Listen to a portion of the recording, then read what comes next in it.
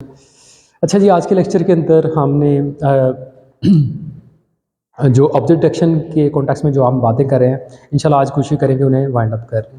ठीक है, तो आज एक तो ऑब्जेक्ट डिटेक्शन के कॉन्टेक्स्ट में ना ये चीज़ें हमने डिस्कस करनी है। इंटरसेक्ट ओवर यूनियन का आइडिया क्या है, नॉन मैक्सिमा सप्रेशन क्या है, एंकर बॉक्स आइडिया क्या है, और उसके अलावा कंप्लीट एक एग्जीक्यूशन देख लेंगे ब्रीफ सी यूल एल्गोरिथम के अंदर जो डिफरेंट स्टेप्स हैं प्रेडिक्शन का, या इसके बाद पोस्ट प्रोसेसिंग की जो बात होगी जिसके अंदर इंशाल्लाह आइडिया है नॉन मैक्सिमा सप्रेशन का। वो क्या है मैं अभी थोड़ी देर तक आपको बताता हूँ। तो वो कैसे इंप्लीमेंट होता है या कैसे एग्जीक्यूशन उसकी होती है इमेजेस के कॉन्टेक्स्ट में, वो इंशाल्लाह डिस्कस करेंगे। और उसके एंड पे ना एक इंतहाई इंपॉर्टेंट टॉपिक है और इम्पॉर्टेंट मैट्रिक है बेसिकली फॉर एवोल्यूशन, जिसका नाम है मीन एवरेज प्रोसीजर, जिसे मैप भी कहते हैं। ये मैट्रिक किस तरह से इसके अंदर वैल्यूएशन होती है, ये किस तरह से इसके अंदर जो डिफरेंट स्टेप्स हैं वो परफॉर्म होते हैं, वो पूरा एल्गोरिथम क्या है इंशाल्लाह उसको मैं डिस्कस करूँगा इसके अंदर का। और आखिर पे ना ये आइडिया ये शायद पहले डिस्कस कर लेना चाहिए, लेकिन एनी टाइम नहीं मिला या हम नहीं डिस्कस कर पाए, आइडिया ऑफ ट्रांसफ़र लर्निंग। ठीक है, तो आइडिया ऑफ ट्रांसफ़र लर्निंग का क्या है या फाइन ट्यूनिंग का क्या है, तो उसको हम डिस्कस करेंगे। तो ट्रांसफ़र लर्निंग क्या है वो इंशाल्लाह हम एंड पे डिस्कस करेंगे। ठीक है जी, तो अभी थोड़ा सा मैं चाहूँगा मैं रीकैप कर लूँ। देखें, ये वाली तस्वीर को हमने लास्टली डिस्कस कर लिया था मेरा ख्याल डिटेल से। ये हमारा बेस नेटवर्क था, जिसका साइज़ हमने 14 बाई 14 रखा, याद है। हमने कहा कि ये 5 बाई 5 का फ़िल्टर हम अगर अप्लाई करते हैं तो ये हमें इस तरह की आउटपुट देगा। इस पर मैक्स पूल अप्लाई करते हैं तो ये हमारे पास इनपुट आएगी, आउटपुट आएगी, और बाय यूजिंग वही फार्मूलेशन जो हमने जनरली कन्वोल्यूशन नेटवर्क के कॉन्टेक्स्ट में पढ़ी है। और हमने ये वाला नेटवर्क बनाया था जिसे हमने कहा था ये देखें, इसको यूज़ करके हम ना स्लाइडिंग विंडो वाले एल्गोरिथम को इम्प्लीमेंट करें।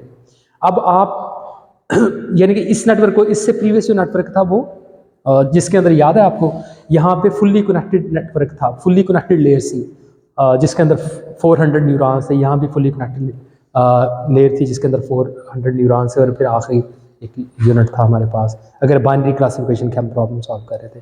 तो हमने कहा कि इसको अगर हम इस वाले नेटवर्क को जिसके अंदर फुल्ली कनेक्टेड लेयर्स एंड पे है, अगर हम इसे फुल्ली कन्वोल्यूशन नेटवर्क बना लेते हैं तो ये ऑटोमेटिकली हमारे लिए स्लाइडिंग विंडो के आइडिया को इम्प्लीमेंट खुद ही कर देगी। क्या मतलब था? इसका मतलब ये था कि एक दफ़ा आप इमेज सेंड करें इससे कोई भी बड़े साइज़ का, यानी कि ये वाला इमेज या इससे बड़े किसी साइज़ का, जैसे ये वाला साइज़ था, ये वाला साइज़ था, तो ये ऑटोमेटिकली सारे के सारे इमेज को ये वाला नेटवर्क देख लेता है और उसके मुताबिक प्रेडिक्शन करता है। देखिए, इस वाले केस के अंदर आउट प्रेडिक्शन क्या हुई है, जस्ट एक आउटपुट, अगर बाइनरी क्लासिफिकेशन का हमने नेटवर्क बनाया हुआ है। इस वाले केस के अंदर जिसको हमने लास्टली बैक ट्रैक करके भी देखा था और ये देख लिया था कि इस नेटवर्क के अंदर इनपुट आउटपुट का रिलेशनशिप कैसे डेवलप हुआ। हमने ये बात कर ली थी कन्वोल्यूशन नेटवर्क की प्रॉपर्टी है कि ये अगर इसको इम्प्लीमेंट करते हैं, सारी की सारी लेयर जो है आपकी वो कन्वोल्यूशनल लेयर्स हैं, या दरमियान में अगर आप साइज़ रिड्यूस करना चाह रहे हैं, कम नंबर ऑफ लेयर्स के साथ इसे इम्प्लीमेंट करना चाह रहे हैं, तो यहाँ मैक्स पूल अप्लाई कर लें। तो जो आप एंड पे लर्न कर रहे हैं ना, ऐसा करने से स्पेशल जो इन्फॉर्मेशन है या नेबरहुड की इन्फॉर्मेशन है वो हमेशा रिटेन रहेगी। ये हमने बात की थी कि क्या मतलब, इस वाले केस के अंदर देखें, इस पूरे 14 बाई 14 रीजन को देखने के बाद ये एक आउटपुट आई है।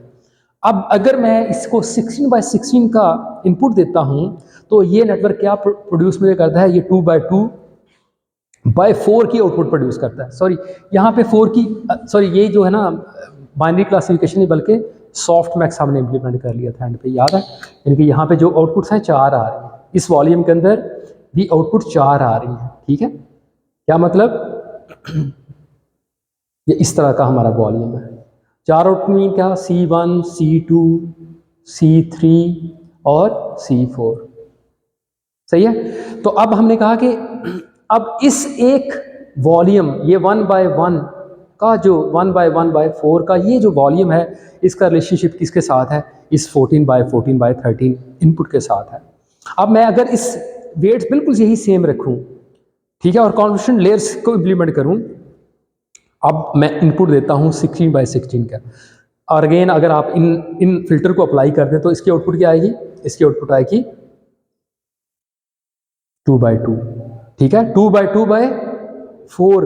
ठीक है, ये जो 2 बाई 2 बाय सॉरी 2/4 की आउटपुट आई है। अब देखिए यहाँ पे बिकॉज ऑफ स्पेशल इंफॉर्मेशन को कन्वोल्यूशन नेटवर्क रिटेन करता है, उस वजह से क्या हुआ कि अब ये वाला जो है ना, ये वाला जो वॉल्यूम का हिस्सा है जो पहला है, ठीक है, इसके अंदर ये जो 1/4 का हमारे पास वॉल्यूम है, इसका रिलेशनशिप इसके साथ है हमारे इनपुट इमेज के इस 14/14 रीजन के साथ, जो हमारे इमेज के लेफ्ट टॉप पे है। इसी तरह से इसका नेक्स्ट जो राइट 14/14 का region after applying 2 stride of 2, यानी कि इस मैक्स पूल की वजह से स्ट्राइड यहाँ पे 2 आई है। अगर मैं ये इसको स्ट्राइड 2 करता हूं तो अब ये 14/14 रीजन जो है, इसके कॉरस्पॉन्डिंग जो हमने इसकी जो आउटपुट आई, इस रीजन के अंदर क्या है, कैट है कि नहीं, और फॉर एग्जांपल इसके अंदर हमने बाउंड्री बॉक्स से इंफॉर्मेशन भी डाल दिया है, तो वो इंफॉर्मेशन कहाँ पे आएगी, इस वाले रीजन के अंदर आएगी। एंड इसी तरह से जो बॉटम पे 2 रीजन है हमारे, एक ये वाला 14/14 का और दूसरा ये वाला, ठीक है, इनके रिलेटेड आउटपुट कहाँ पे आएगी, अगेन यकीनन इन 2 न्यूरॉन्स के ऊपर, इन 2 न्यूरॉन्स के वॉल्यूम के ऊपर वो आउटपुट आएगी, ठीक है। ये बातें हमने लास्ट वीक कर ली। तो अब देखें सिंपल इस जगह पे जो हमने जो वॉल्यूम अप्लाई किया था, देखें यहाँ 1/1 के कर्नल को कितने, ये 1/1 का फिल्टर था हमारे पास, ये फॉर एग्जांपल इसके एग्जैक्ट ये वॉल्यूम है, इसका ये वॉल्यूम है, ठीक है, ये वॉल्यूम है इसका। इस पे ऊपर मैंने किस वॉल्यूम का फिल्टर अप्लाई किया, 1/1/14 का, 400 का। कितने अप्लाई किए, मैंने 400 अप्लाई किए, जिस वजह से आउटपुट में मेरे पास क्या आई, 1/1/400। और यहाँ पे बेसिकली मैं ये 1/1 लिखा है, लेकिन 1/1 नहीं है, 1/1/400 है। ये मैंने अप्लाई किया इस पे, तो मेरे पास एक आउटपुट आई, ठीक है। लेकिन अगर मैं इस पे अप्लाई करता हूँ 4, तो फिर मेरे पास आउटपुट कितनी आएगी, 4 वॉल्यूम की, इस वजह से ये ऐसे आई, ठीक है। अब देखें यहाँ पे लास्टली हमने बात कर रही थी, हमें तो पूरा जो हम एक बाउंडिंग बॉक्स की सारी इंफॉर्मेशन चाहिए, जिसके अंदर पीसी की वैल्यू है, प्लस बाउंडिंग बॉक्स की इंफॉर्मेशन है, और प्लस कौन सी क्लास की इंफॉर्मेशन, 8 इंफॉर्मेशन हमें चाहिए। तो फिर हमें क्या करने की ज़रूरत है, इसको जस्ट चेंज कर दें, इसका नंबर क्या कर दें, 8 कर दें, तो अब आपके पास 8 इंफॉर्मेशन आई। तो अब ये जो 8 इंफॉर्मेशन प्रेडिक्ट हुई हैं, इनको आप रिलेट करें किसके साथ, इस एक 14/40 रीजन के साथ। वो इस वाले केस के अंदर तो यही है, लेकिन इस वाले केस के अंदर कौन सा होगा, ये वाला। यहाँ 1/1 की 8 इंफॉर्मेशन आई, यहाँ पे 1/8। तो ये नहीं कहने का मतलब क्या है, नो दिस इज अ वे कि अब हमारा जो नेटवर्क है ना, ये जस्ट पूरे इमेज को एक दफ़ा देख रहा है, यू ओनली लुक वंस, कि आप स्लाइडिंग विंडो चलाने की बिल्कुल ज़रूरत नहीं है, जितना मर्जी इनपुट का साइज़ दे दें। ये देखें आप 28/28 का इमेज है, अगेन वही नेटवर्क के फिल्टर के साइजेस के साथ आप इसे इंप्लीमेंट करें, यानी at the time of testing भले आप समझ लें इसे कि इनपुट टाइम पे जितना मर्जी साइज दे लें। तो अब आप देखेंगे इसके कॉरस्पॉन्डिंग आपके पास आउटपुट क्या आ रही है, 8/8/4। इसका क्या मतलब है, आपने इनपुट इमेज के जी कितने रीजन को देखा, 64 रीजन, इनका मतलब 64 डिफरेंट रीजन है हमारे इस 28/28/3 इनपुट इमेज के ऊपर, किस साइज के, 14/14 के, ठीक है। ये बात समझ आ रही है। अच्छा, तो ये सारी बातें हमने लास्टली डिस्कस की थी। अब मैं इस बात को आगे अगर लेके चलूँ, तो आज हम जो डिस्कस करने जा रहे हैं चीज़, वो क्या है, बहुत आसान आइडियाज़ हैं, लेकिन था ही अहम। पहली बात हम कर लेते हैं, इंटरसेक्ट ओवर यूनियन का आइडिया क्या है, ज़रा इससे देख लेते हैं। बहुत इंपॉर्टेंट और बहुत ही आसान सा आइडिया है। वो क्या है, इस आइडिया को ना बेसिकली 2 तरह से यूज़, इंटरसेक्ट ओवर यूनियन आप देखेंगे ये 2 तरह से यूज़ हो रहा है।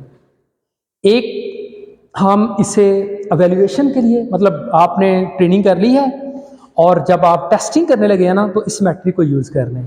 ये मैट्रिक आपको बताएगी कि आपका नेटवर्क जो है वो कैसा परफॉर्म कर रहा है। अगर इंटरसेक्ट ओवर यूनियन का नंबर बड़ा है, इसका मतलब नेटवर्क बड़ा अच्छा परफॉर्म कर रहा है। अगर ये नंबर छोटा है, इसका मतलब नेटवर्क अच्छा परफॉर्म नहीं कर रहा, ठीक है। और दूसरा, यानी कि एक एवेल्यूएशन के लिए आप देखेंगे at the time of testing. दूसरा, इसे आप देखेंगे, मैंने लास्टली हम बात कर रहे थे कि जो हमारा ये ऑब्जेक्ट डिटेक्शन का एल्गोरिथम है, इसके अंदर जो जितने भी हमने स्टेप डिफाइन किए थे कि आपने पूरे इमेज को स्कैन करना है, जैसे हमने लास्ट वीक देखा था, फिर आप फीचर एक्सट्रैक्ट करेंगे, फिर आप किसी क्लासीफायर को देंगे, और एंड पे हमने बात की पोस्ट प्रोसेसिंग की ना। हमने बात की थी ये जनरल मतलब क्लासिकल नेटवर्क यूज़ करें, क्लासिकल अप्रोच यूज़ करें तो ये 4 स्टेप हैं। लेकिन अगर आप न्यूरल नेटवर्क को यूज़ करते हैं, कन्वोल्यूशन नेटवर्क को यूज़ करते हैं, तो वो जो 2 दरमियान वाले स्टेप है ना कि आप फीचर एक्सट्रैक्ट करें और फिर क्लासिफिकेशन करें, अगर आप कन्वोल्यूशन नेटवर्क यूज़ कर लेते हैं तो ये दोनों काम वो खुद कर लेगा, तो आपको ये अलग-अलग से करने की ज़रूरत नहीं है। लेकिन उसके बाद आखिरी स्टेप था जो पोस्ट प्रोसेसिंग का था।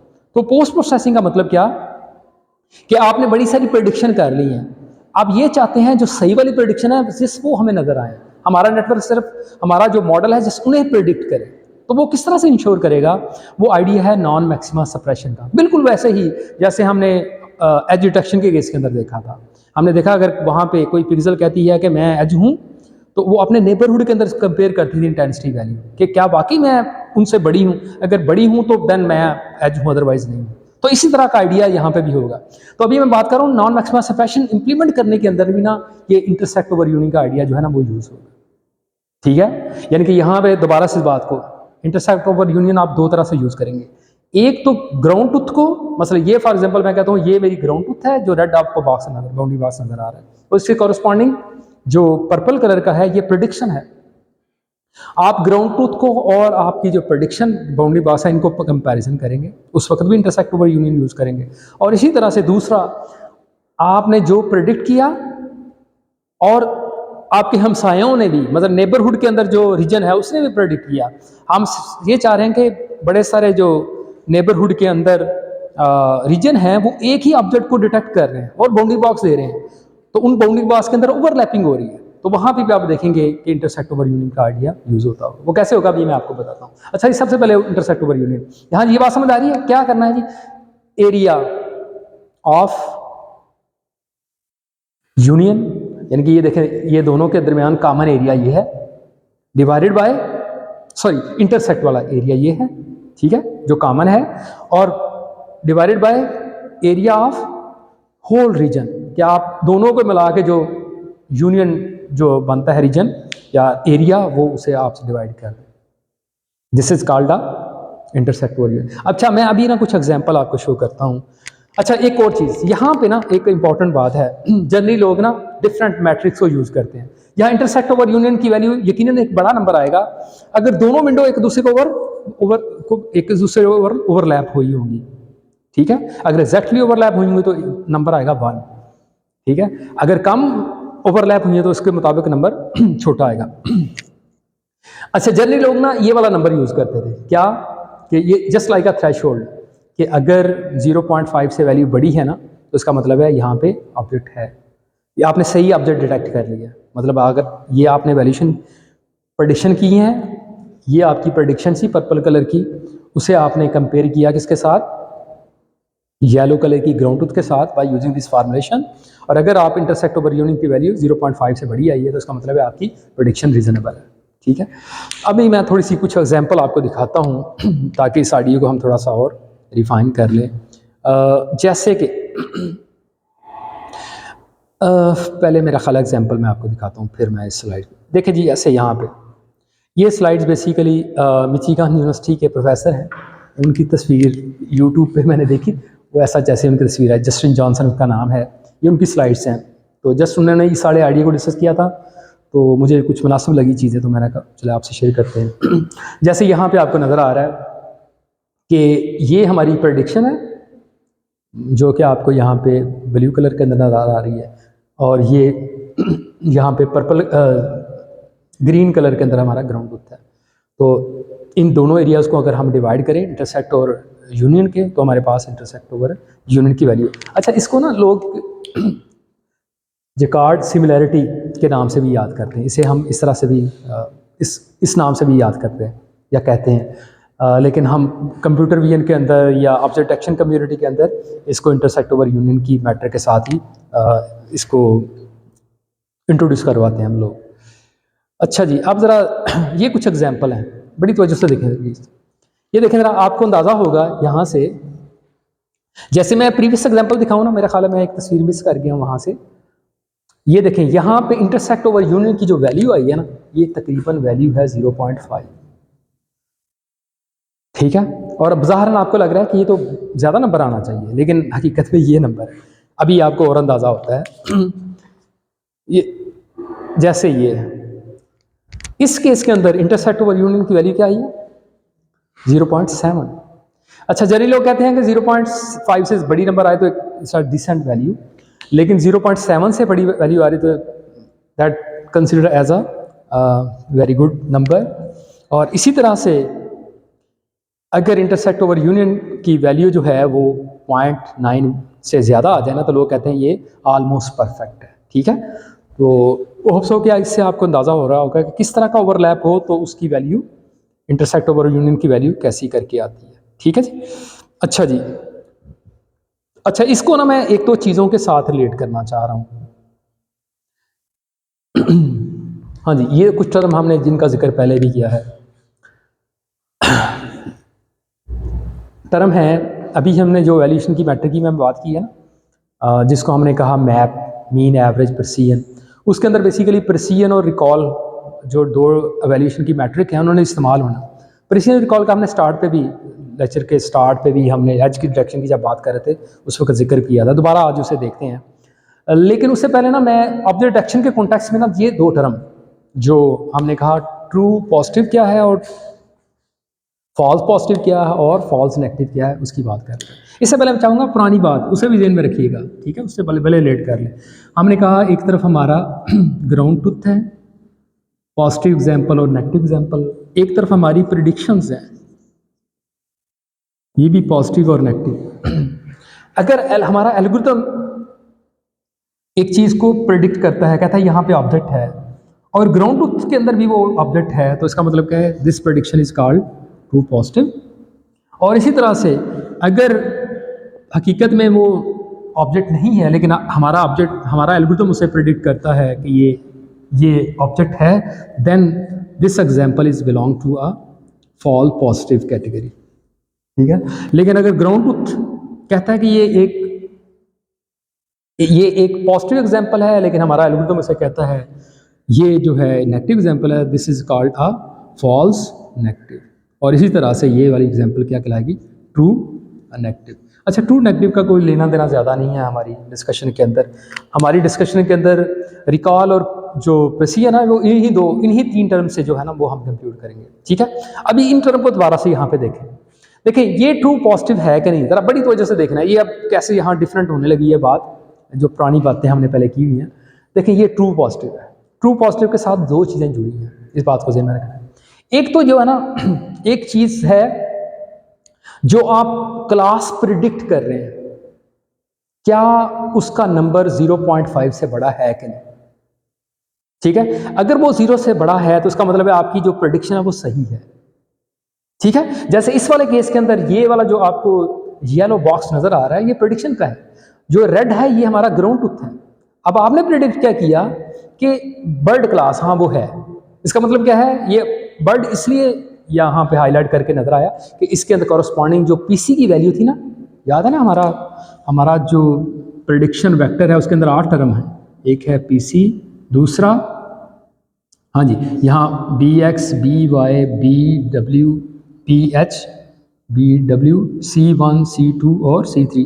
अगर मैं वही हमारी जो एग्जांपल है मल्टी क्लास क्लासिफिकेशन के कॉन्टेक्स्ट में, जिसके अंदर हमने 3 क्लासेस ली, यहाँ पे है पर्सन, यहाँ पे कार की बात है, और यहाँ पे तीसरी क्लास हमारी मोटरसाइकिल की है। तो उस कॉन्टेक्स्ट में ये जो पीसी के नंबर है ये बेसिकली बताएगा हमें कि इसके अंदर इन तीनों में से कोई क्लास है कि नहीं, ठीक है। और उसके बाद ये C1, C2, C3 एग्जैक्ट उसकी प्रोबेबिलिटी बताएंगे, ठीक है। तो अब मैं बात कर रहा हूँ कि अच्छा ये एक चीज़ और, अक्सर लोग आप देखेंगे कि ये जो मैट्रिक है ना, एक टर्म यूज़ की जाएगी क्लास स्कोर की। वो जनरली कैसे कंप्यूट करते हैं? पीसी मल्टीप्लाई बाय क्लास का प्रोबेबिलिटी, इन दो प्रोबेबिलिटी को मल्टीप्लाई करके। यानी कि क्लास 1 का स्कोर क्या है, यानी किसी भी क्लास का स्कोर, क्लास स्कोर, ये पहली क्लास का स्कोर है। दूसरी क्लास का क्या स्कोर है? स्कोर 2 कह दूं मैं, पीसी मल्टीप्लाई बाय C2। तीसरी क्लास का क्या स्कोर है? स्कोर मल्टीप्लाई बाय यानी कि इन्हीं की डिफरेंट वेरिएशन लोग ना यूज़ करते हैं। तो पीसी का कली बात समझ लें या इस तरह से मिला के ये वैल्यू समझ लें, ठीक है। तो वो जो वैल्यू है ना 0.5 से बड़ी आनी चाहिए। तो देन एक चीज़, यानी कि अभी मैं ट्रू पॉजिटिव की बात कर रहा हूँ कि कब हमारी प्रेडिक्शन एक ट्रू पॉजिटिव होगी, इसके साथ दो चीज़ें होनी चाहिए। एक कि जो क्लास की प्रोबेबिलिटी है ना 0.5 से बड़ी होनी चाहिए, ठीक है, एक चीज़। और दूसरी बात क्या, इंटरसेक्ट ओवर यूनियन की जो नंबर है ना वो 0.5 से बड़ा हो। तो देन हमारी यानी ये दो कंडीशन अगर ट्रू हैं, ये दो कंडीशन ट्रू हैं, क्या मतलब, एक जो क्लास प्रोबेबिलिटी है ना, क्लास की प्रोबेबिलिटी वो वैल्यू होनी चाहिए 0.5 से बड़ी, या क्लास स्कोर, दोनों तरह से ना, पीसी की वैल्यू या मैं कहूँ क्लास स्कोर की वैल्यू, ये 0.5 से बड़ी है। या दूसरी एक तो टर्म ये ठीक होनी चाहिए, ठीक है, एक ये वैल्यू ट्रू होनी चाहिए, दूसरी जो इंटरसेक्ट ओवर यूनियन का जो नंबर है ना वो भी 0.5 से बड़ा होना चाहिए, ठीक है। जब ये बड़े होंगे तभी हम कहेंगे यहाँ पे हमारी जो प्रेडिक्शन है वो ट्रू पॉजिटिव, ठीक है, यानी कि ट्रू पॉजिटिव। अब दूसरी देखें जरा, ये यहाँ पे कुछ एग्जांपल हैं फॉल्स पॉजिटिव की, कि हमने सही तरह से प्रेडिक्शन नहीं की, यानी एक्चुअल में वो पॉजिटिव एग्जांपल थी, हमने वो सही प्रेडिक्शन नहीं की। जैसे आपको नजर आ रहा है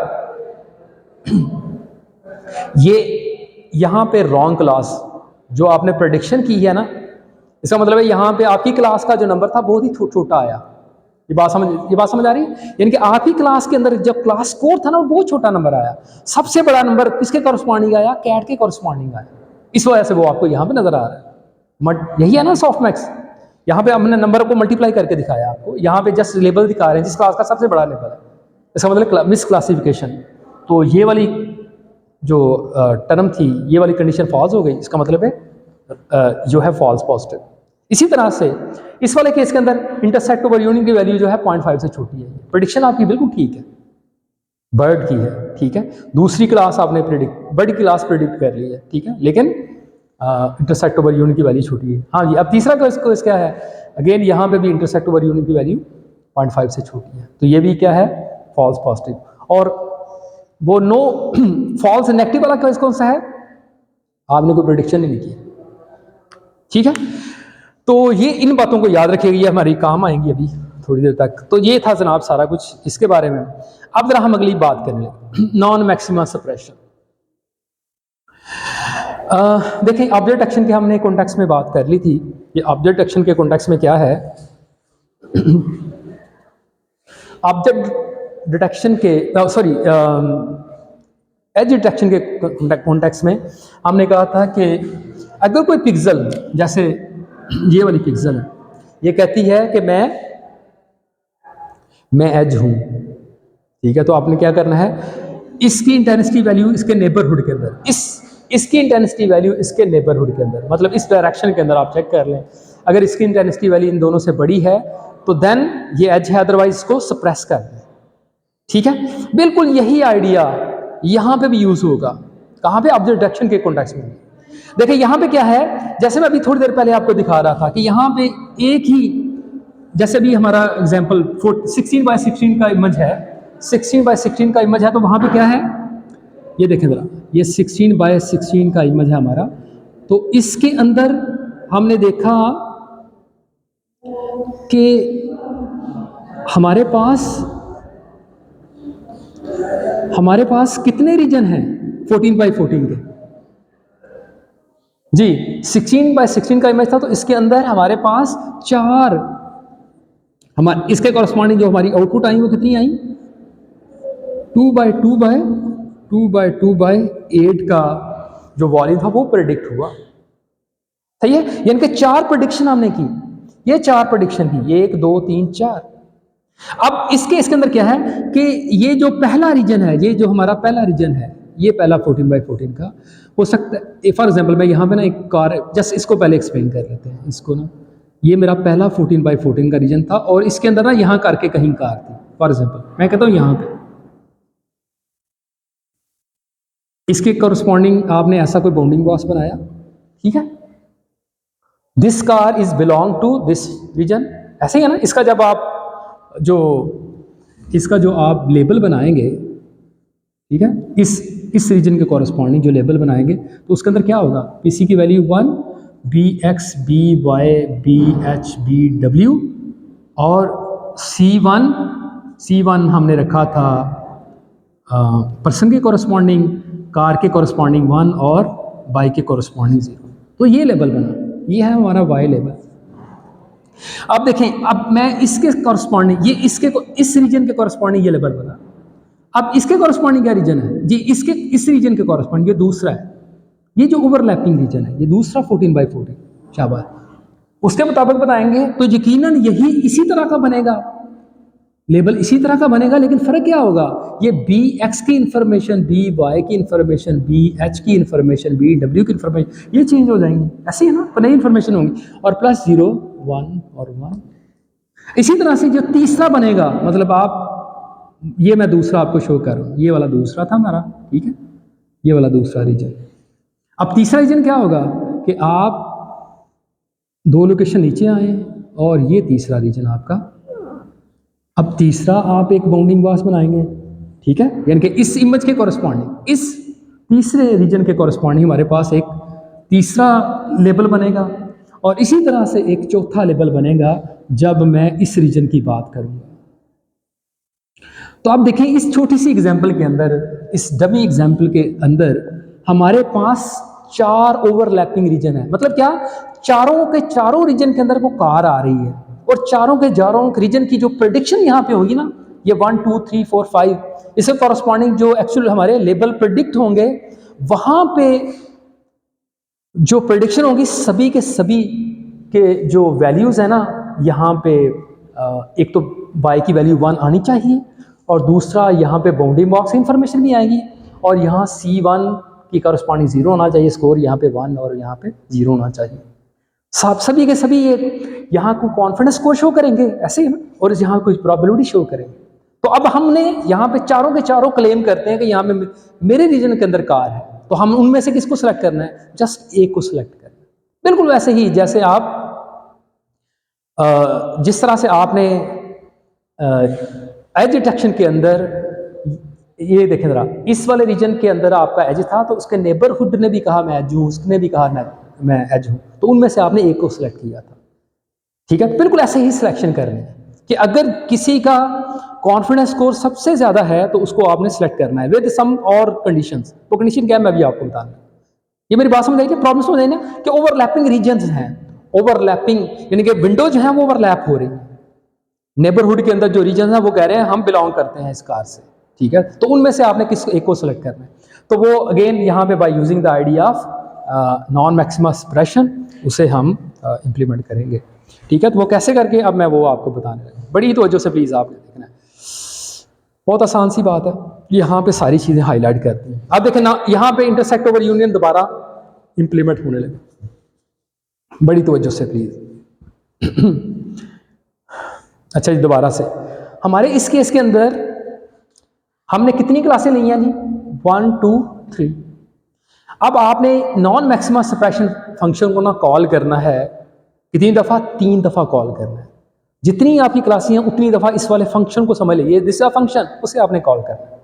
अब ये फंक्शन अपनी बॉडी के अंदर बेसिकली क्या करेगा, अब मैं वो आपको वो बताने लगा, बड़ी ही तवज्जो फरमाइए, बहुत आसान सी बात है। ये क्या कर रहा है, आइट्रेट ओवर ऑल प्रेडिक्शन, यानी कि अच्छा एक वक्त के अंदर एक क्लास के लिए फर्ज किया, मैं कहता हूं पहली दफा ना ये कॉल होगा किसके लिए, पहली दफा पर्सन के लिए कॉल होगा, दूसरी दफा किसके लिए कॉल होगा, कार के लिए। अब मैं जरा कार के कॉन्टेक्स्ट में आपको बताने लगा, ये कार के लिए कॉल हुआ।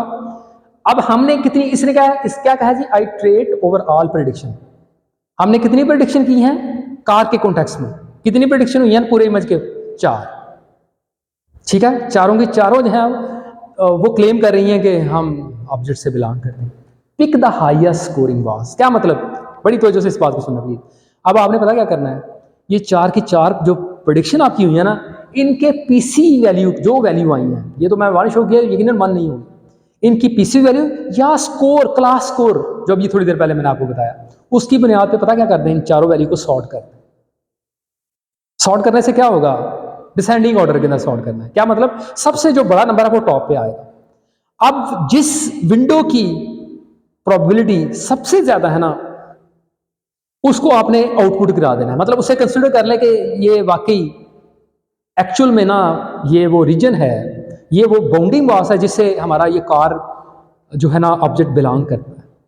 ठीक है, ठीक है जी। अच्छा, उसके बाद ये पहला स्टेप आपने किया। दूसरा स्टेप आपने क्या करना, अब आपने इसके नेबरहुड के अंदर या पूरे इमेज के अंदर जितने भी विंडो कार के कॉन्टेक्स्ट में प्रिडिक्ट हुई हैं उनके साथ आपने इंटरसेक्ट ओवर यूनियन फाइंड करना है। देखे ना, जैसे मैं एजिट हूं ना, तो मैं क्या करता हूं, मैं अपने, याद आ रहा है हमने नॉन मैक्सिमम एक्सप्रेशन को अभी से पहले 2 दफ़ा पहले यूज़ किया हुआ है, एज में और कॉर्नर डायरेक्शन के अंदर। एज के अंदर जस्ट हम एक डायरेक्शन के अंदर मूव करते थे और कॉर्नर के अंदर हमने 360 डिग्री देखा था। तो यहाँ पे भी क्या है, बेसिकली यहाँ पूरे इमेज के अंदर ही हमने देखना है, लेकिन ज़्यादा एम्फेसिस है हमारा नेबरहुड के अंदर। नेबरहुड यहाँ समझें कि सारा इमेज ही है बेसिकली, लेकिन क्या कैसे करके अब जरा देखें, यहाँ नेबरहुड किस कॉन्टेक्स्ट में आ रहा है। मैं सिलेक्ट हो गया कि मेरी प्रोबेबिलिटी किसी एक बाउंड्री बॉक्स की प्रोबेबिलिटी सबसे ज़्यादा है। अब आपने इसे कंपेयर करना है नेबरहुड के साथ। शाबाश, वो कैसे करेंगे जी, यहाँ पे ऑब्जेक्ट एक्शन बता सकते हैं क्या क्या तरीकाकार होगा।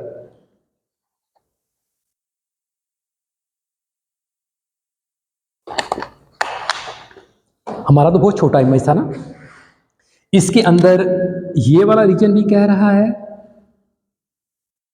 ये वाला रीजन भी कह रहा है मैं बाउंड्री बॉक्स हूँ, ये वाला रीजन भी कह रहा है यहाँ मेरे पास कार है, ये वाला भी कह रहा है। ठीक है ना, तो अब मुझे क्या करना है मुझे इंटरसेक्ट ओवर यूनियन को यूज़ करना है, जैसे मैं स्टार्ट पे आपको बता चुका है ना। एक तो वैल्यूएट कर रहे हैं, दूसरा आप नॉन मैक्सिमम एक्सप्रेशन के अंदर यूज़ कर रहे हैं। अब आपने जिस विंडो की प्रोबेबिलिटी सबसे ज़्यादा थी, फॉर एग्जाम्पल मैं कहता हूँ मुझे लगता है शायद ये वाली जो विंडो है ना, ये वाली विंडो, ये वाली विंडो जो चौथे नंबर वाली है, मुझे लगता है शायद इसकी प्रोबेबिलिटी सबसे ज़्यादा है। ठीक है, इसका मतलब क्या है, आप इसको आपने सेलेक्ट कर लिया।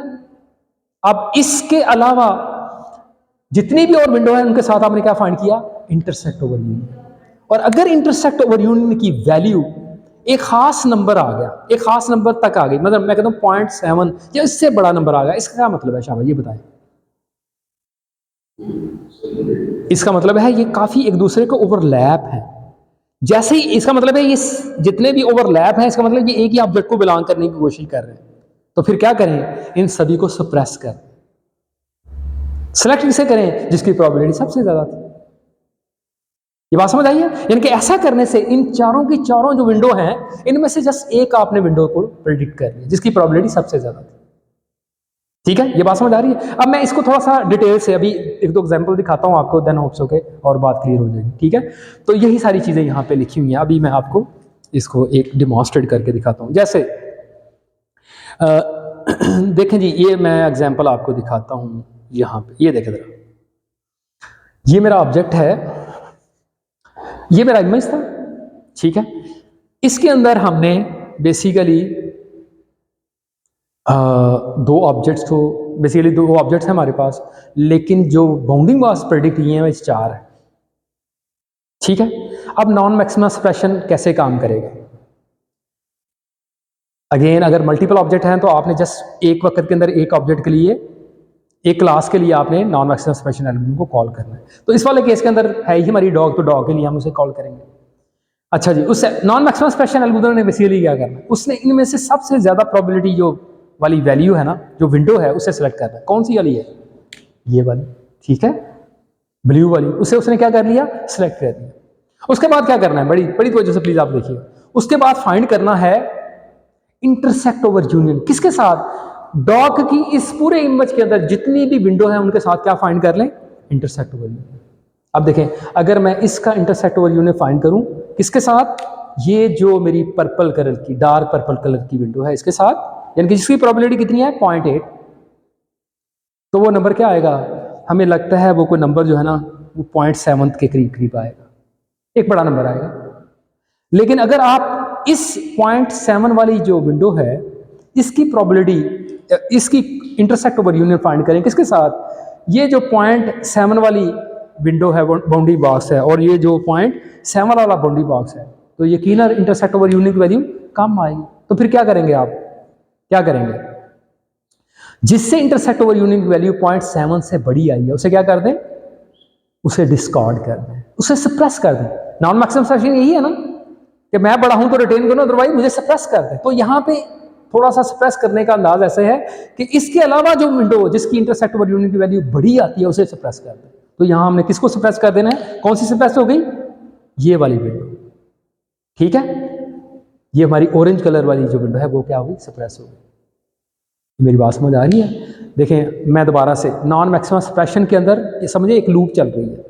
उस लूप ने क्या किया, सबसे पहले उस लूप के अंदर क्या हो रहा है, सबसे पहले हम सिलेक्ट कर रहे हैं जिनके ऐसी विंडो जिसकी प्रोबेबिलिटी सबसे ज्यादा थी, ठीक है, वो सिलेक्ट की। और उसके बाद फिर हमने क्या किया, जितनी भी रिमेनिंग विंडो है उनके साथ इंटरसेक्ट ओवर यूनियन की वैल्यू फाइंड की, और अगर 0.7 से किसी भी इंटरसेक्ट ओवर यूनियन की वैल्यू किसी विंडो की सिलेक्टेड विंडो के साथ बड़ी आती है तो उसे डिस्कार्ड कर।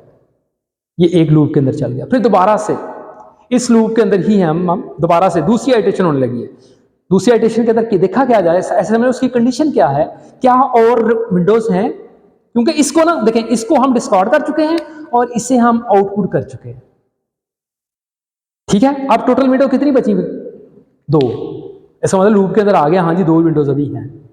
दोबारा से अब इन 2 विंडो के दोबारा से इन्हें सॉर्ट करें, इनमें से जो सबसे बड़ा जिसकी प्रोबेबिलिटी आती है उसे सिलेक्ट करें, उसे आउटपुट कर दें, ठीक है। श्योर के वो जो है ना वो बाउंड्री बॉस हमारा है, ठीक है, उसका ज्यादा कॉन्फिडेंस है, ठीक है, वो ज्यादा कॉन्फिडेंट है कि मेरे रीजन के अंदर इस वाले केस के अंदर डॉग है। तो अब फिर क्या करना है, हाँ जी इन दोनों में से कौन सी सिलेक्ट हुई, पर्पल कलर की 0.7 प्रोबेबिलिटी वाली विंडो, ये सिलेक्ट कर ले। उसके बाद क्या करना है, पूरे इमेज के अंदर जितनी भी विंडो बाकी बची हैं, कितनी बची हैं जी, जस्ट एक ही है, उसके साथ क्या लें, इंटरसेक्ट ओवर यूनियन। तो यकीनन उसकी जो वैल्यू है आपको नजर आ रहा है, एक बड़ा नंबर आएगा 0.7 जैसे मैं कह रहा हूँ। तो इसका क्या मतलब है, उसको क्या कर दें, उसको भी डिस्कार्ड कर।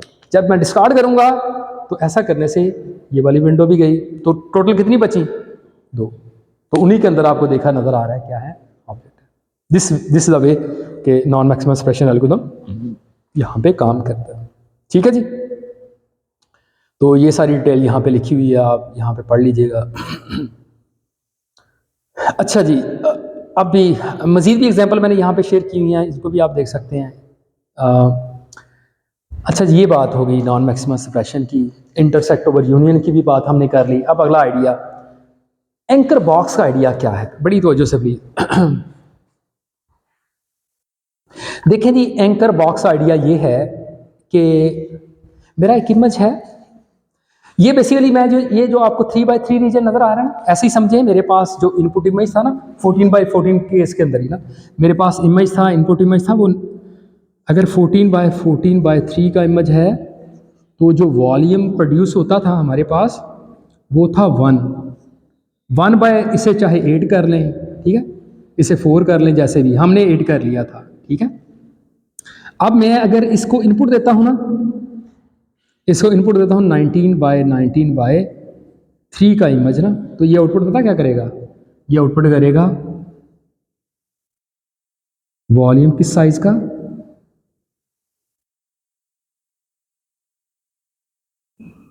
3x3 का। और ये जस्ट वही शो किया है कि इसके अंदर बेसिकली हो क्या रहा है कि ये वाला जो रीजन है ना, इसके अंदर ना समझ लें कि ये जिस भी रीजन से बिलोंग करती ना, यहां बना इस रीजन के अंदर 2 ऑब्जेक्ट हैं, ठीक है। अब 2 अगर ऑब्जेक्ट हैं और दोनों ओवरलैप कर रहे हैं, तो अब हम इसके बाउंडिंग बॉक्स को कैसे अपने लेबल के अंदर डालें। देखे ना, अभी हम क्या कर रहे थे, मैंने कोई भी इमेज, कोई भी रीजन है मेरा, कोई भी रीजन है मेरा, उसके कॉरस्पॉन्डिंग में लेबल बना रहा था ना। मतलब यहां मेरी कार थी सिर्फ, उसका हमने, ये मेरा फॉर एग्जाम्पल 14x14 रीजन है, तो उसके कॉरस्पॉन्डिंग मैंने ये वाला लेबल बना लिया था, जैसे आपको नजर आ रहा है। अब मैं कह रहा हूं कार नहीं, बल्कि ऐसा है कि इसी के अंदर ना कहीं भी इसके ओवरलैप एग्जैक्ट हो रहे हो या थोड़ा बहुत आगे पीछे भी हो रहे हो, तो यही मेरा पर्सन भी है। तो अब इसके कॉरस्पॉन्डिंग मैं लेबल कैसे बनाऊंगा, ठीक है। तो then there is an idea that name is the anchor box. क्या मतलब, जितने आप ऐसा करें कि ये जो लेबल अभी ऐड किए ना, ये जो 8 वैल्यू वाले लेबल अभी आप मल्टीपल ऐड कर लें, ठीक है। जनरली मैं अगर बात करूं, ज़्यादा नंबर ऑफ क्लासेस तो हमारी तो है ही क्लासेस 2 ना, 3 है, तो अगर जनरली लोग करते हैं 5 तक ना, यानी कि ऐसा बहुत ही कम होता है कि एक छोटा सा रीजन है 14x14 का, उसके अंदर 2 ऑब्जेक्ट ओवरलैप हो रहे हों, ये ठीक है, चले मान लिया हो गया, लेकिन ऐसा तो बहुत ही कम होगा कि 10 ऑब्जेक्ट है, 10 के 10 ही एक रीजन के अंदर ओवरलैप हो रहे हो, ऐसा तो बहुत कम होने के चांसेस है ना। ठीक है, तो जनरली लोग ना 5 तक लेके जा रहे होते हैं कि जो हमारा लेबल है उसके अंदर मैक्सिमम जो 5 है ना, 5 तक लेके जा रहे थे, 5 एंकर बॉक्सेस आए, इससे ज़्यादा ना आए। तो अभी मैं आपको ना 4 के साथ सॉरी 2 के साथ ना, कि 2 एंकर बॉक्स अगर आ जाएं तो उन्हें हम कैसे रिप्रेजेंट करते हैं वो मैं आपको दिखाने लगा। ठीक है, तो वो कैसे करके, आइडिया क्या है कि आप लेबल बनाएं, लेकिन कैसे करके, मैं फॉर एग्जांपल मैं इस वाले रीजन का ना, ये वाला जो रीजन है, ठीक है, ये वाला रीजन है, इसके लिए मैं लेबल बनाने लगा। तो मैं क्या करूँगा, बड़ी तवज्जो से, अगेन आप जब लेबल बनाएंगे तो आपने फिक्स करना है कि किस तरतीब से आप लेबल बना रहे हैं। यानी कि इसका जो लेबल है, जब आप प्रेडिक्शन करें, जब आपकी प्रेडिक्शन हो और जब एवेल्युएट करें, तो इसी तरतीब से आपने करना है। तरतीब से मुराद क्या, मैं भी आपको बता दूं। फर्स्ट क्या मैं कहता हूँ, ये जो लेबल है मैंने बनाया ना, देखें ये है पर्सन के कॉरस्पॉन्डिंग में, ठीक है, सॉरी ये पर्सन के कॉरस्पॉन्डिंग एंकर बॉक्स आ गया। हाँ जी, दूसरा लेबल यानी दूसरा एंकर बॉक्स के कॉरस्पॉन्डिंग डाल दूँ मैं, कार के कॉरस्पॉन्डिंग, तो वो कैसी वैल्यू आएगी, 1 BX BY BH BW, ये कार की कॉरस्पॉन्डिंग, और फिर क्या 0 1 0। ठीक है, तो ये जो लेबल बना मेरा इस रीजन के लिए लेबल बना। तो अब जो प्रेडिक्शन होगी ना इस रीजन के अकॉर्डिंग, मतलब इस रीजन के अंदर आउटपुट के अंदर जो वैल्यू आएगी, अब मैं उसे कंपेयर इस तरह से ही करूंगा कि ये मेरा लेबल है, अब मेरी जो 8 वैल्यू है मुझे ऐसे करके ही कंपेयर करनी है। ऐसे करके ही कंपेयर करने से बात क्या, यहां मैं समझूं कि पर्सन के बारे में इंफॉर्मेशन है और यहां मैं समझूं कार के बारे में इंफॉर्मेशन है। ठीक है, तो ये आइडिया है जनाब एंकर बॉक्स। अगर फॉर एग्जांपल मैं आपसे सवाल करूं जी, ये वाला रीजन है, फॉर एग्जांपल ये इमेज ये है, तो इसके कॉरस्पॉन्डिंग आप लेबल बनाएं तो कैसा होगा जी, शाबाश बता सकते हैं, इसका लेबल कैसा होगा जी, इसका वाई बनाए क्या होगा, शाबाश 0 और अनडिफाइंड, ठीक है, गार्बेज वैल्यूज। और दूसरा, हाँ जी ये एक हो गया, दूसरा भी एंकर बॉक्स 0, ठीक है। और फर्स्ट किया मैं एक और मिसाल, ये वाला साथ वाला है, फॉर एग्जांपल मैं कहता हूँ इसके अंदर ना कार है, फिर क्या करेंगे, इस वाले रीजन के अंदर कार है, फिर क्या करेंगे, शाबाश, ऊपर वाले को हमने क्या करना है, ऊपर वाले को बिल्कुल ऐसा ही, मसलन मैं अगर इसी को दिखा देता हूँ आपको, ठीक है, यानी कि इस वाले रीजन को हम देखें तो ऊपर वाले के अंदर पर्सन की इन्फॉर्मेशन रखी है तो वो ऐसे ही, और नीचे वाले के अंदर यहाँ कार की इन्फॉर्मेशन, यस, यहाँ BX BY BH BW और 0 1 0। ठीक है, तो इस तरह से हम मल्टीपल एंकर को जो है ना वो डील कर सकते हैं, मल्टीपल ऑब्जेक्ट्स को, मल्टीपल ओवरलैपिंग ऑब्जेक्ट्स को हम इस तरह से डील कर सकते हैं। ठीक है, ये बात समझ आ गई। चलें जी, अगर आपको ये बातें समझ आ गई तो ऑलमोस्ट हम कंप्लीशन के पास हैं। ये देखें यहाँ पे इन्हीं सारी एग्जांपल को, ये एंकर बॉक्स का आइडिया आपको यहाँ पे शो किया हुआ है, ये आपको नज़र आ रहा है रेक्टेंगल, ज़्यादा थिनी रेक्टेंगल नज़र आ रही है, दिस इज़, ये कुछ भी नहीं, जस्ट आइडिया शो करने के लिए कि ये पर्सन के कॉरस्पॉन्डिंग हमने एंकर बॉक्स बनाया है। ये एंकर बॉक्स जो है ये गाड़ी के कॉरस्पॉन्डिंग है, जस्ट इसलिए ऐसे करके नज़र आ रहा है। ठीक है, और ये डिफरेंट एग्जांपल के साथ यहाँ पे हाईलाइट किया हो, सो कि ये आपको क्लियर हो जाएगा। ये हमने डिफ़ाइन कर ली हैं चीज़ें सारी। अच्छा जी, अच्छा, ट्रेनिंग के दौरान जस्ट इसको दोबारा से एक दफ़ा देख लें। ट्रेनिंग के दौरान हम क्या करेंगे, फॉर एग्जांपल हमारे पास इमेज का साइज़ है 19 by 3 का, तो उसके कॉरस्पॉन्डिंग जो आउटपुट आएगी वो हमारी 3 by 3 by, अच्छा इंटरेस्टिंग बात, अब ज़रा देखिएगा, ये आप बता सकते हैं ये 3 by 3 by 16 का क्या मतलब है जी, 3 by 3 by 16 का क्या मतलब है बता सकते हैं, यानी कि आउटपुट जो मेरी पास आएगी इस रीजन की ना, ये 3 by 3 का रीजन है ना, यानी कि इसके अंदर ये 19 by 19 का इमेज था, तो इसके अंदर 14 by 14 के कितने इमेजेस हैं, 9। ठीक है, ये 9, 3 by 3 9, यानी कि ये 9 रीजन्स हैं। इसकी डेप्थ कितनी है, 16 क्यों आई है, शाबाश, 2 नंबर ऑफ एंकर बॉक्स। ठीक है, ये जो 16 आया ये नंबर क्या है, ये 2 समझ आ रहा है, 2 मल्टीप्लाई बाई 8, 8 का क्या मुराद है, ये 8 इन्फॉर्मेशन ये एक है ना, एक ऑब्जेक्ट से बिलोंग करने वाली इन्फॉर्मेशन, एक रेक्टेंगल के अंदर तो 8 इन्फॉर्मेशन है और दूसरे रेक्टेंगल के अंदर भी 8 है, तो इस वजह से ये this is number of anchor, और ये जो हमारा बाउंड्री बॉक्स से बाकी सारी इन्फॉर्मेशन है इसके अंदर आई, ठीक है। अच्छा जी, ये बात होगी। तो ये हमने अगर ट्रेनिंग की है तो जस्ट यहाँ पे जस्ट दिखाया कि किस तरह से आप लेबल बनाएंगे। जैसे इस रीजन का लेबल क्या है, जैसे आपको नज़र आ रहा है कि यहाँ पे दोनों ही 0 0 वैल्यूज़ हैं, और जैसे यहाँ पे आपको दिखाया है कि ये वाला रीजन है ग्रीन वाला, तो उसके कॉरस्पॉन्डिंग हमारे पास अगर हम बाउंड्री बॉक्स बना रहे हैं तो ये ऐसा बनेगा जिसके अंदर ये स्कार है, ठीक है। और यही बातें यहाँ पे शो की हमने, और ये प्रेडिक्शन हम करेंगे तो हमारी टेस्टिंग टाइम पे कुछ इस रीजन के कॉरस्पॉन्डिंग प्रेडिक्शन ऐसी ही होगी जिसके अंदर वैल्यू आपको नज़र आ रही है 0 0 प्रेडिक्ट होनी चाहिए, ठीक है। ये बातें यहाँ पे शो की हैं, और अगर ये वाला रीजन है तो इसके कॉरस्पॉन्डिंग जो प्रेडिक्शन है ना हम अस्यूम करेंगे ऐसे ही हो, ठीक है। बस ये बातें यहाँ पे बताई। अच्छा जी, अब ज़रा जस्ट पोस्ट प्रोसेसिंग वाले स्टेप को ना कि नॉन मैक्सिमम सप्रेशन कैसे इंप्लीमेंट होता है ज़रा उसको देख लेते हैं। यानी कि आउटपुट आ गई है, प्रेडिक्शन हो गई, यानी कि अभी तक मैंने आपको क्या बताया है कि ट्रेनिंग भी कर ली है, उसके बाद हम टेस्टिंग भी कर ली है। अब टेस्टिंग के बाद हम करने क्या लगे हैं, नॉन मैक्सिमम सप्रेशन को एल्गोरिथम को एज अ पोस्ट प्रोसेसिंग के तौर पे हम यूज़ करने लगे। तो उसके अंदर क्या होगा, जैसे आपको ये नज़र आ रहा है, फॉर एग्जांपल ये मेरा इमेज है 19 बाई 19 का इमेज है ना, इसका क्या मतलब है, इसकी by 3 by 3 by 3 by 3 by और 16 इस वॉल्यूम की मेरे पास प्रेडिक्शन होगी। ये बात समझ आ रही है ना, ठीक है। 3 by 3 by 3 by 3 by 3 by depth के अंदर कितनी 16 समझ आया क्यों है कि हर रीजन के अंदर जो बाउंडिंग बॉक्स है वो कितने हैं, 2 हैं, और हर एक बाउंडिंग बॉक्स के अंदर जो इन्फॉर्मेशन है वो 8 के अंदर 8 पोजीशन के अंदर आती है, ठीक है ना।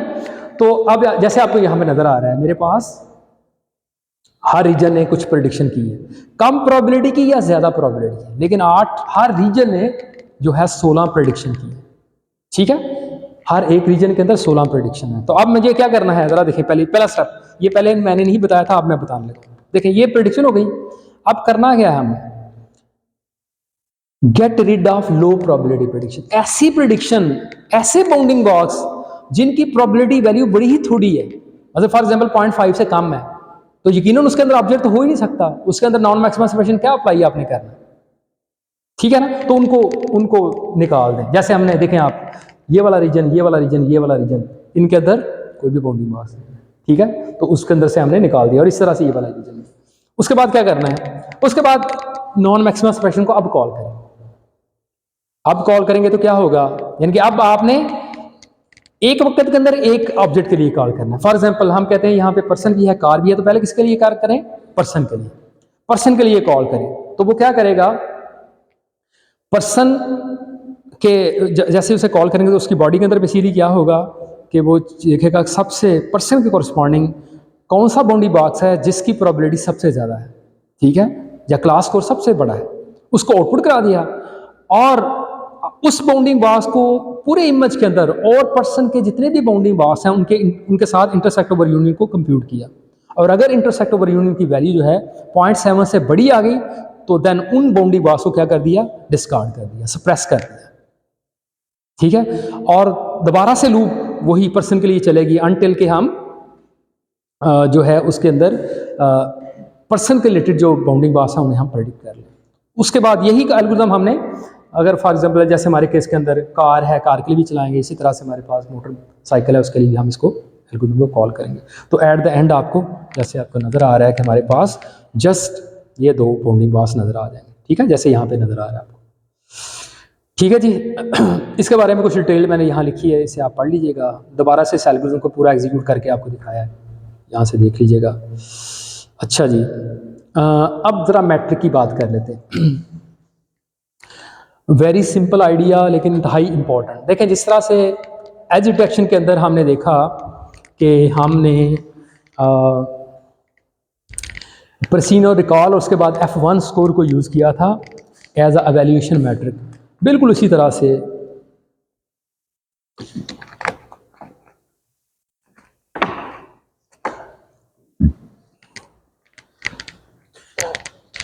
ऑब्जेक्ट डिटेक्शन के अंदर लोग मीन एवरेज परसियन एल्गोरिथम को एज यूज़ करते हैं एवेल्यूएशन मेथड। ठीक है, वो कैसे करके ज़रा बड़ी तवज्जो से देना, बहुत आसान है मामला।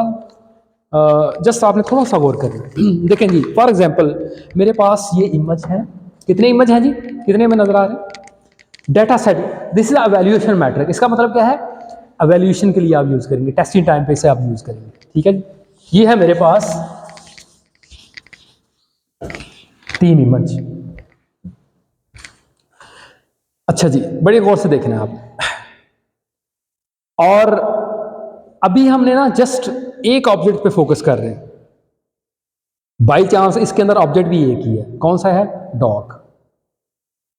मीन परसीन एवरेज एल्गोरिथम को जब आपने एग्जीक्यूट करना है, जिसका एल्गोरिथम अभी मैं आपको बताने लगा हूँ, जो स्टेप अभी बताने लगा हूँ, इनको आपने जिस तरह से नॉन मैक्सिमम एक्सप्रेशन को हर दफ़ा आपने ऑब्जेक्ट स्पेसिफिक कॉल किया था, बिल्कुल मीन एवरेज परसीन एल्गोरिथम भी स्पेसिफिक टू ऑब्जेक्ट है कि एक वक्त के अंदर आपने एक ऑब्जेक्ट पे इसे कॉल करना और उसके बाद आपने मीन एवरेज परसीन कंप्यूट करनी है। वो कैसे करके ज़रा गौर से देखिएगा, बहुत आसान स्टेप है। अच्छा, ये हमारे पास समझे कि टेस्टिंग सेट के अंदर जस्ट 3 इमेज हैं। एक चीज़ बड़े गौर से देखें ज़रा, इसके अंदर हमारे ग्राउंड ट्रूथ बाउंड्री बॉक्स कितने हैं जी? जी शाबाश, टोटल काउंट कर लें 4। इसको ज़हन में रखना है आपने, ये काम आएगा हमारे। ठीक है, डॉग के कॉरस्पॉन्डिंग टोटल नंबर ऑफ जो ग्राउंड ट्रूथ हैं, लेबल्स हैं, वो हमारे कितने हैं? 4। ठीक है जी। अच्छा, अब हम करने क्या लगे हैं, बड़े गौर से देखना, बहुत आसान सी बातें हैं, ज़रा नोट करना है आपने बस। इमेज नंबर 1 क्या किया आपने? इसकी देखिए आपने इमेज नंबर 1 के अंदर ये जो इमेज है इसकी प्रोबेबिलिटी कितनी है? 0.3। हमने क्या फाइंड करना है? बेसिकली 2 चीज़ें फाइंड करनी। क्या? ट्रू पॉजिटिव या फॉल पॉजिटिव, इन 2 वैल्यू को हमने कंप्यूट करना है। इस विंडो के कॉरस्पॉन्डिंग क्या ख्याल है? ये ट्रू जी, ये ट्रू पॉजिटिव है या फॉल पॉजिटिव है? ये बताएं शाबाश। Fall positive. ठीक है, तो इस वजह से आपको यहां पे नजर क्या आ रहा है? Fall positive.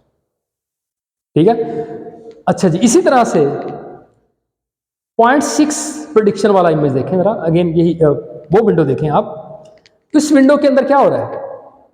प्रेडिक्शन तो हमें लग रहा है ठीक है, ठीक है, कॉन्फिडेंस की वैल्यू जो है ना वो 0.6 है, लेकिन क्या ये ट्रू पॉजिटिव है? हमें पता है ट्रू पॉजिटिव के लिए 2 क्राइटेरिया थे। एक, प्रोबेबिलिटी कॉन्फिडेंस की वैल्यू 0.5 से ज़्यादा होनी चाहिए। दूसरा, इंटरसेक्ट ओवर यूनिट की वैल्यू जो है वो भी 0.5 से ज़्यादा होनी चाहिए। लेकिन इंटरसेक्ट ओवर यूनिट की आपको नज़र आ रहा है वैल्यू 0.5 नहीं है, इससे बहुत थोड़ी है। इसका मतलब क्या होगा? ये भी क्या हो गया? Fall positive. अब तीसरी एग्जांपल देखें जरा, 0.7 वाला केस। ठीक है, उस केस के अंदर क्या है? आपको नज़र आ रहा है कि एक तो प्रेडिक्शन हमारी सही है, कॉन्फिडेंस लेवल बेहतर है, दूसरा इंटरसेक्ट ओवर यूनिट की वैल्यू जो है 0.5 से बड़ी। इस वजह से क्या लिख दिया हमने? True positive. बस यही 2 क्राइटेरिया हैं जिनको आपने देखना है बस। ले जी, दूसरे इमेज के लिए भी यही करना है, सभी के सभी इमेज के साथ यही काम करना है। यहाँ पे भी आपको क्या नज़र आ रहा है? प्रोबेबिलिटी 0.5 और इंटरसेक्ट ओवर यूनिट की वैल्यू 0.5। इस वजह से क्या है? True positive. अच्छा जी, इसी तरह से हमने तीसरी इमेज के लिए भी यही काम किया।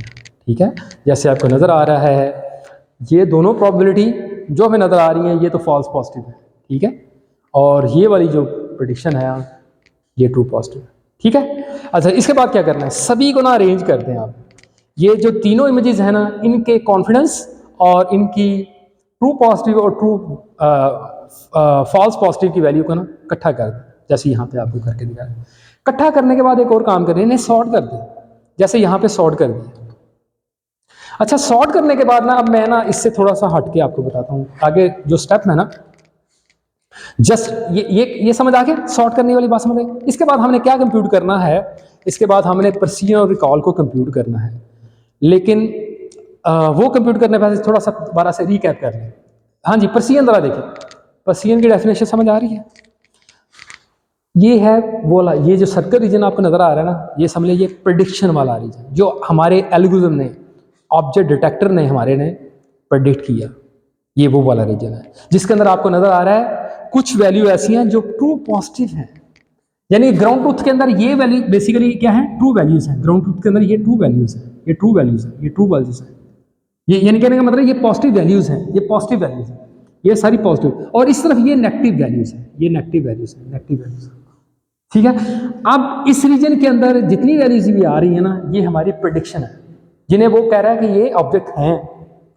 ठीक है, अब अगर हम, हमारा एल्गोरिथम इसे कह रहा है कि वो ऑब्जेक्ट है, और ग्राउंड ट्रूथ भी कह रहा है वो ऑब्जेक्ट है, तो this belong to a true positive. और इसी तरह से अगर हमने प्रेडिक्ट उसे ट्रू पॉजिटिव किया है, अगर हमने कहा है ये ऑब्जेक्ट है लेकिन असल में वो नेगेटिव वैल्यूज है, तो then these predictions are called false positive. ठीक है, तो प्रेसिजन क्या है इन दोनों की? प्रेसिजन क्या है basically? True positive divided by true positive plus false positive. याद है एक हमने ये पहले मैंने शो किया, दोबारा यहाँ ड्रा कर देता हूँ। ठीक है, ये प्रेडिक्शन के कॉन्टेक्स्ट में, ये ग्राउंड ट्रूथ के कॉन्टेक्स्ट में, ये ट्रू पॉजिटिव है, ये फॉल्स पॉजिटिव है, ये फॉल्स नेगेटिव, और ये ट्रू नेगेटिव। ठीक है जी, तो यानी कि इस वाले रीजन को हम जस्ट देखें, दिस इज द पर्सियन। कि पर्सियन का मतलब क्या है देखें जरा, जो कुछ भी आपने प्रेडिक्ट किया है वो कितना ठीक है। ठीक है, यानी कि जो भी आपने प्रेडिक्ट किया, ये सारा कुछ जो आपने प्रेडिक्ट किया है, इस नंबर को, ये ट्रू प्रेडिक्शन आपकी, ये ओवरऑल प्रेडिक्शन है, इस नंबर को पूरे नंबर से डिवाइड कर दे, this is called your precision.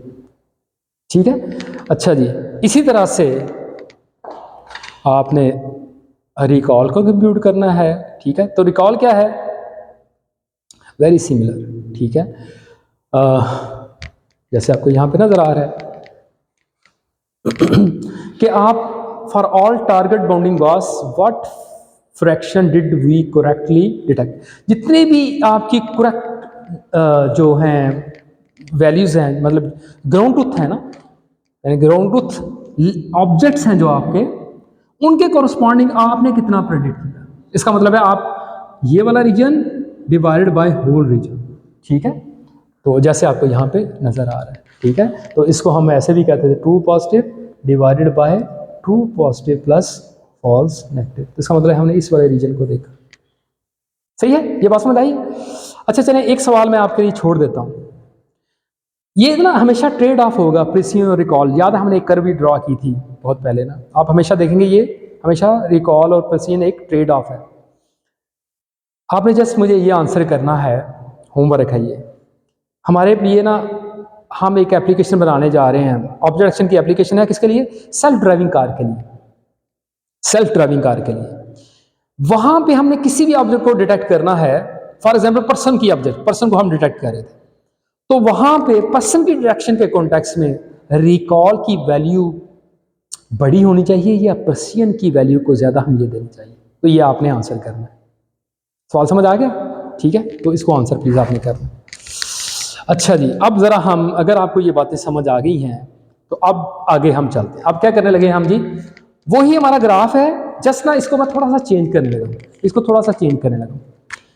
ये ना इसके अंदर ना मैं नंबर डालने लगा हूँ, ताकि हमारी कंप्यूटेशन शायद मैं कर पाऊँगा कि नहीं कर पाऊँगा, लेट्स सी।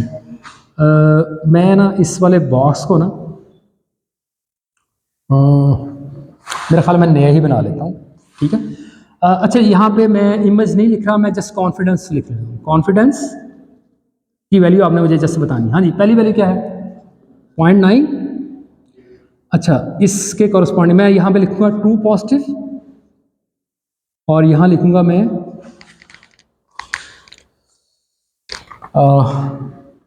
फॉल पॉजिटिव, और यहाँ accumulated value, accumulated true positive और एक्यूमुलेटेड फॉल पॉजिटिव, और उसके बाद पर्सियन और उसके बाद रिकॉल, ये इस सीक्वेंस से मैं वैल्यू लिखूंगा। वो कैसे करके ज़रा देखिएगा। अब आपने मुझे लिखवानी है वैल्यू। हाँ जी, 0.9 के कॉरस्पॉन्डिंग क्या है, ट्रू पॉजिटिव, उसको मैं 1 करके रिप्रेजेंट कर देता हूँ। ये वैल्यू आ गई 0। हाँ जी, इसी तरह से हाँ जी अगली वैल्यू 0.8, ये क्या है, फॉल्स पॉजिटिव, इसको मैं 1 कर देता हूँ, इसको मैं 0 कर देता हूँ। ठीक है, नेक्स्ट 0.7, हाँ जी ट्रू पॉजिटिव है, इसे मैं 1 करता हूँ, इसे 0 कर देता हूँ जी। Next 0.6 false positive. चलें थोड़ी सी ब्रेक कर लें, नमाज अज़ान हो रही है। अच्छा जी चलें, इसके बारे में बताएं। 0.6 फॉल्स पॉजिटिव, ठीक है, इसको मैं 1 कर देता हूँ, ये वैल्यू 0। नेक्स्ट 0.5, हाँ जी ट्रू पॉजिटिव जी। नेक्स्ट 0.3 फॉल्स पॉजिटिव, ठीक है। अच्छा अब मैं एक्यूमुलेटेड वैल्यू कंप्यूट करूँ तो ये वैल्यू क्या आएगी जी, ये 1, ये 0, इसके कॉरस्पॉन्डिंग रिकॉल क्या आएगी। चलिए पहले ये एक्यूमुलेटेड, यानी कि मुझे पर्सियन रिकॉल ना मैं इन वैल्यू की बुनियाद पे कंप्यूट करूँगा। ठीक है, वो कैसे करके मैं भी आपको बताता हूँ। हाँ जी, यहाँ एक्यूमुलेटेड वैल्यू क्या आ गई, ये 1 ही है, ये भी 1 हो गई। यहाँ पे यानी कि इसके अंदर इसको ऐड कर दें, ये वैल्यू क्या बन गई 2, इसको इसके अंदर ऐड कर दें, ये वैल्यू क्या बन गई 1। ठीक है ना, प्रीवियस वैल्यू को ऐड करना है।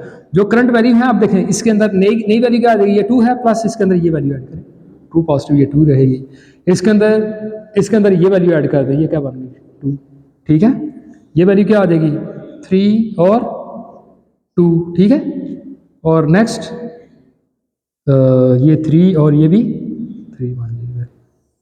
अब पर्सियन, हाँ जी पर्सियन हमें पता है ये क्या है, true positive divided by true positive plus false positive. ठीक है, तो ये हमें जी इन वैल्यू को यूज करना। ठीक है, तो ये कैसे करेंगे, 1 ओवर जी शाबाश 1 ओवर 1 प्लस 0 क्या हो गया 1, यहाँ पे जी 1 ओवर 2, यहाँ पे क्या वैल्यू आएगी जी 2 ओवर 3, यहाँ पे क्या आएगी 2 ओवर 4, शाबाश। ठीक है, नेक्स्ट 3 ओवर 5, नेक्स्ट 3 ओवर 6। हाँ जी, अब रिकॉल, बड़ी तो वजह जी बताएं शाबाश, रिकॉल के बारे में हमें बताया वो क्या होती है जी, रिकॉल की value true positive divided by true positive plus जी फॉल्स नेगेटिव। इसका मतलब क्या है, दोनों का मतलब मिलके क्या है, याद है वो तस्वीर अभी थोड़ी सारी की सारी आपके ग्राउंड ट्रूथ। ठीक है, तो हमारे इमेज के अंदर कितने ग्राउंड ट्रूथ हैं, कितने टोटल बाउंड्री वास थे हमारे डेटा सेट के अंदर 4, शाबाश। इस वजह से मैंने कहा था याद रखिएगा, यानी कि तीनों इमेज के अंदर स्टार्ट में दिखाया ना आपको 4 बाउंडिंग वास है। ठीक है, इसका मतलब क्या है, हमने 1 डिवाइडेड बाय 4, इसके अंदर क्या होगा जी 1 डिवाइडेड बाय, यहाँ पे क्या होगा 2 डिवाइडेड बाय 4, यहाँ पे 2 डिवाइडेड बाय 4, यहाँ पे 3 डिवाइडेड बाय 4, यहाँ पे 3 डिवाइडेड बाय, ये रिकॉल है। ठीक है, अब अगला स्टेप क्या है, ये फाइंड कर लिया। अब जस्ट आपने क्या करना है, इन 2 वैल्यू को यूज करना है। वर्टिकली आप पर्सियन को ले लें, हॉरिजॉन्टली आप रिकॉल को ले लें और इनका ग्राफ प्लॉट कर दें। ठीक है, तो ये सारा कुछ कैसे है ये मैं अभी आपको विजुअली दिखाता हूँ। फॉर एग्जांपल अगर मैं ये देखें ज़रा, ये वैल्यू सारी वैसे ही कंप्यूट हुई, ये डायरेक्ट आपको वैल्यू दिखा दी, तो आप देखेंगे ये बिल्कुल एग्जैक्ट मुझे लगता है, कोई फ़र्क नहीं। ये आखिरी वैल्यू हमारी क्यों ख़राब हुई, सॉरी आखिरी के अंदर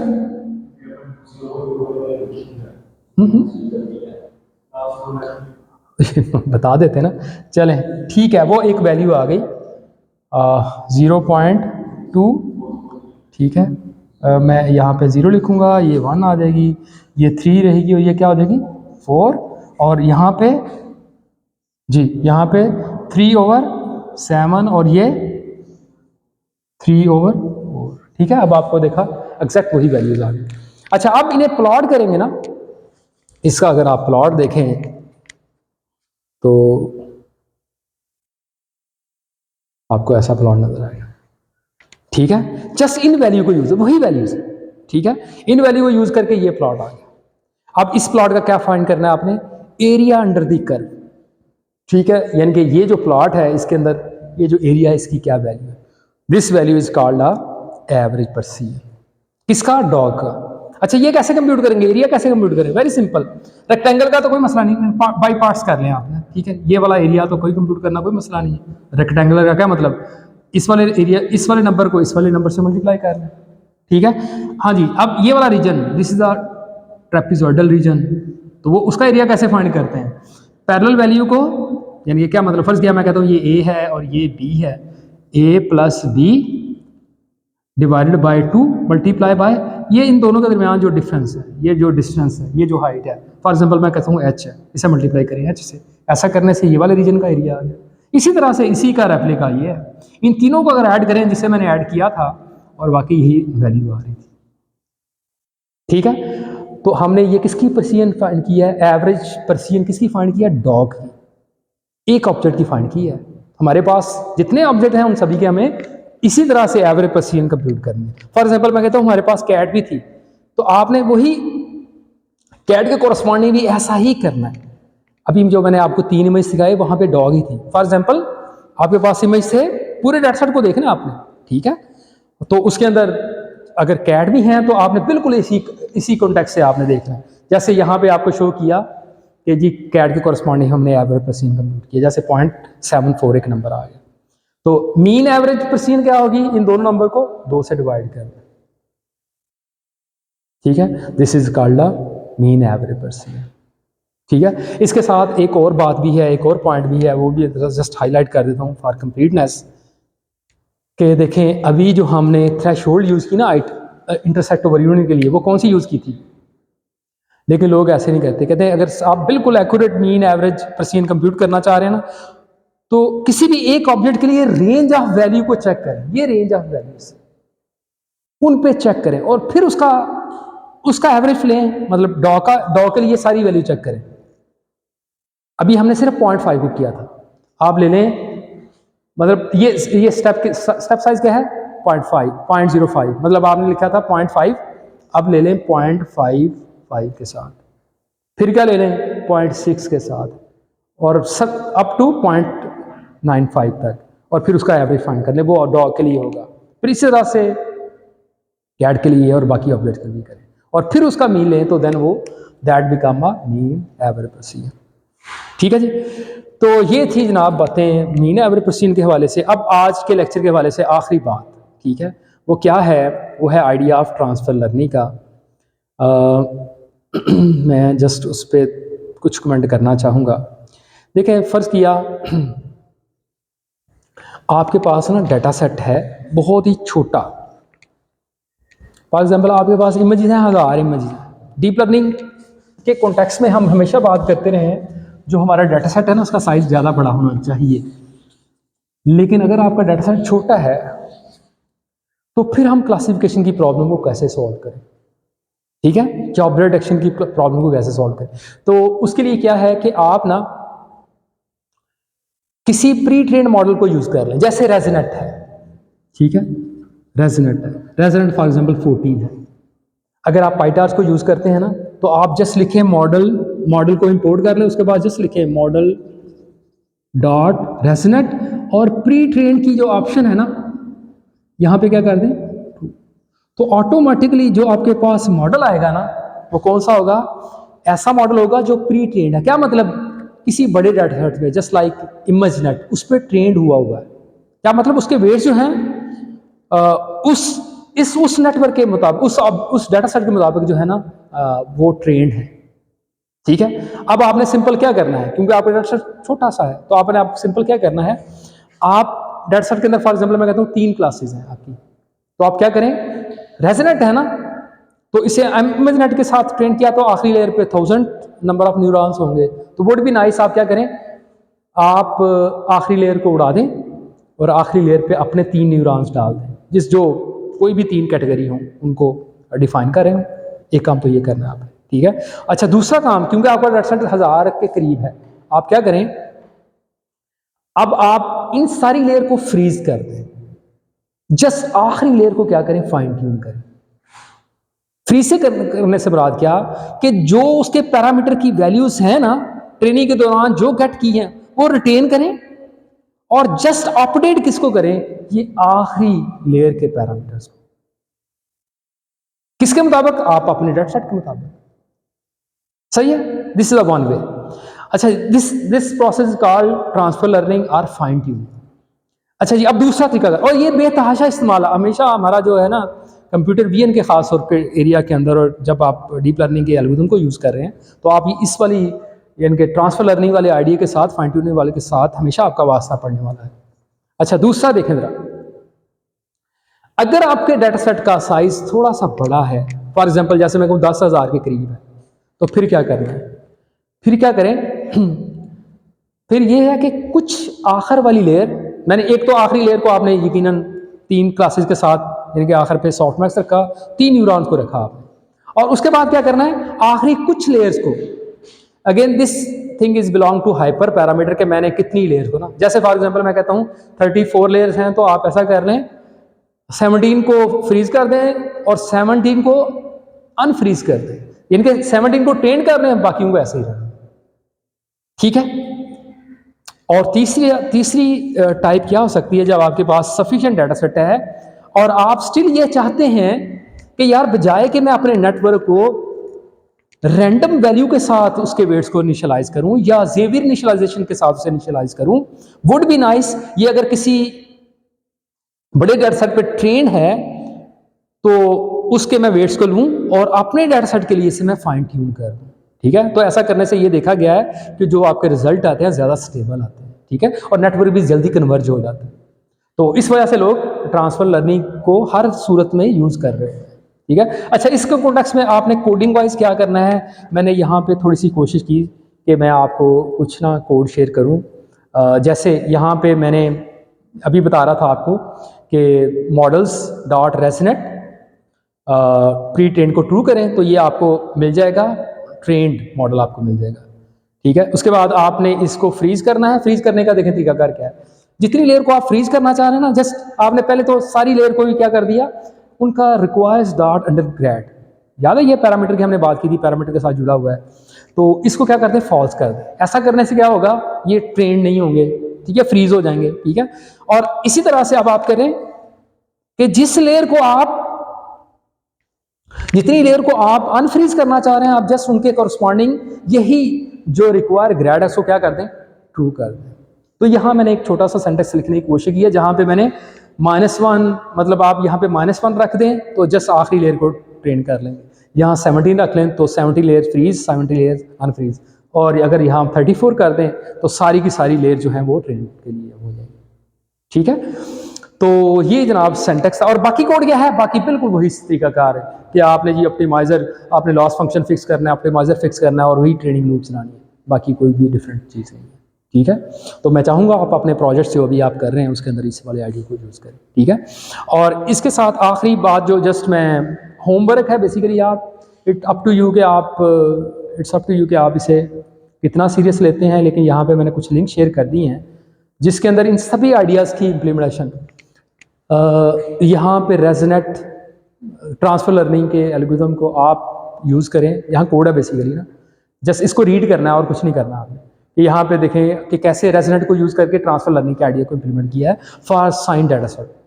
और अगेन आप ऑब्जेक्ट डिटेक्शन के बारे में पढ़ना चाह रहे हैं तो इन 2 लिंक्स के ऊपर आपको जो कोड मिल जाएगा और उसका पूरा ट्रेनिंग लूप कैसे है, ट्रेनिंग प्रोसेस कैसे है, टेस्टिंग प्रोसेस कैसे है, तो मैं चाहूँगा आप इसे ज़रूर विजुलाइज कीजिएगा।